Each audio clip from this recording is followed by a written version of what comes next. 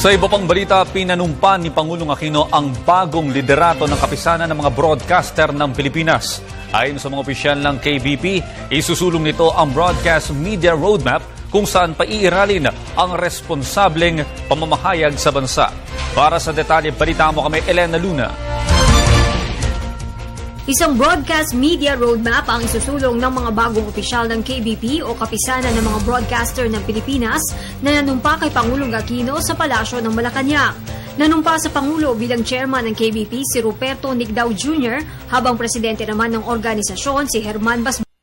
Kasama ang iba pang mga opisyal at Board of Trustees ng KBP, nanumpa sila kay Pangulong Aquino na paiiralin ng responsableng broadcast media sa Pilipinas.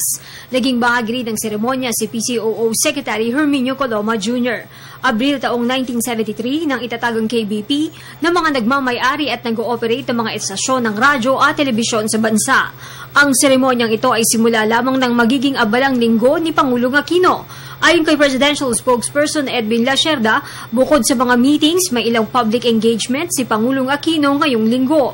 Tomorrow, he will be the guest of honor at the celebration for the opening of Jollibee's 800th store in the Philippines, a true milestone for a restaurant that has not only become a household name, but has also become a cultural phenomenon. Ngayong linggo rin nakatakdang dumalo si Pangulong Aquino bilang guest speaker sa Ateneo Professional School at Hope Christian High School.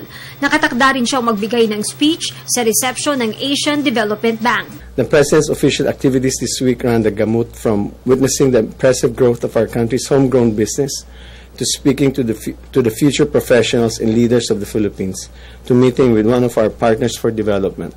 However varied this may be, his parents emphasize the valuable contributions of each sector towards the growth of our country. Again, showing that each one of us must do our part in the task of nation building. Para sa Telebisyon ng Bayan, Elena Luna.